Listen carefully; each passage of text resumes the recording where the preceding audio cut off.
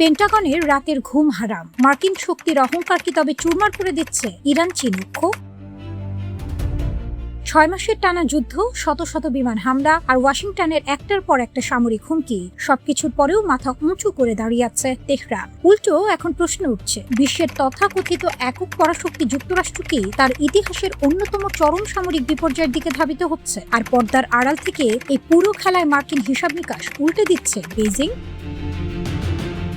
সম্প্রতি এক বিস্ফোরক খবরে তোলপাড় শুরু হয়েছে আন্তর্জাতিক মহলে। জিব্রাল্টার ব্রডকাস্টিং কর্পোরেশনের এক চাঞ্চল্যকর প্রতিবেদন দাবি করছে অন্তত 16টি চীনা সামরিক কার্গো বিমান সরাসরি ইরানে গিয়ে অবতরণ করেছে। সংঘাত শুরু হওয়ার পর থেকে এটি তেহরানে চীনা সামরিক বিমান পরিবহনের সবচেয়ে বড় ঘটনা। সোশ্যাল মিডিয়ায় ছড়িয়ে পড়া বেশ কিছু ভিডিওতে চীনা সামরিক বিমানকে ইরানি রানওয়েতে মালামাল খালাস করতে দেখা যাচ্ছে। বেইজিং আনুষ্ঠানিকভাবে এই দাবি অস্বীকার করে এটিকে ভিত্তিহীন বললেও গোয়েন্দা সূত্রগুলো অন্য কথা বলছে।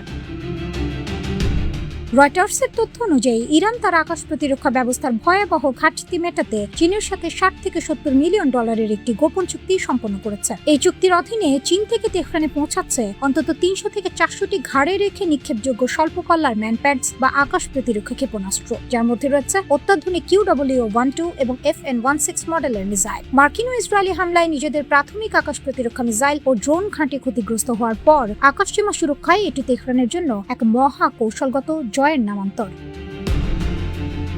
মার্কিন প্রেসিডেন্ট ডোনাল্ড ট্রাম্প মিডিয়াকে মুখে যতই বলুন ওদের কোনো নৌবাহিনী নেই, কোনো বিমান বাহিনী নেই, ওরা ধ্বংস হয়ে যাচ্ছে, আমরা শুধু জিততে চাই, বাস্তবতার চিত্র সম্পূর্ণ ভিন্ন। নিউ ইয়র্ক টাইমসের এক অভ্যন্তরীণ পর্যালোচনায় উঠে এসেছে মার্কিন মিত্রদের গোপন শঙ্কা। যুক্তরাষ্ট্রের সামরিক শক্তিকে টেকসই রাজনৈতিক বিজয়ে রূপান্তর করতে না পারার এই ব্যর্থতা রাশিয়া ও চীনকে আরও সাহসী করে তুলছে।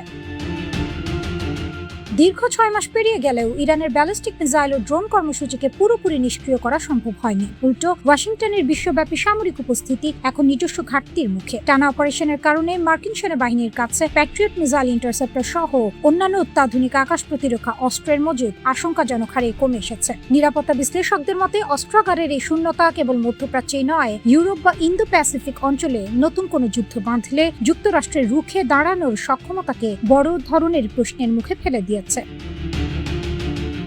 যুদ্ধের সবচেয়ে বড় মাস্টার স্ট্রোকটি তেহরান খেলাচ্ছে বিশ্বের অন্যতম গুরুত্বপূর্ণ বাণিজ্য পথ হরমুজ প্রণালীতে। মার্কিন বাহিনীর নিরবিচ্ছিন্ন বিমান হামলা সত্ত্বেও এই প্রণালীর পূর্ণ কৌশলগত নিয়ন্ত্রণ এখনো ইরানের হাতে। তেহরান এখন ওমানের সাথে মধ্যস্থতায় স্পষ্ট জানিয়ে দিয়েছে হরমুজ প্রণালীর উত্তরের রুটে তাদের একক কর্তৃত্ব এবং দক্ষিণের রুটে যৌথ কর্তৃত্ব দিতে হবে। কোনো জাহাজ যাতায়াত করতে হলে বাধ্যতামূলক ফি দিতে হবে।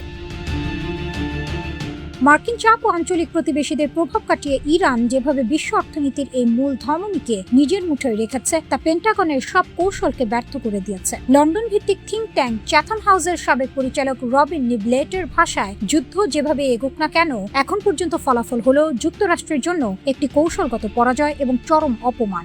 আন্তর্জাতিক সমাজ বুঝে গেছে যুক্তরাষ্ট্রকে আর নিরাপত্তা নিশ্চিতকারী হিসেবে বিশ্বাস করা যায় না।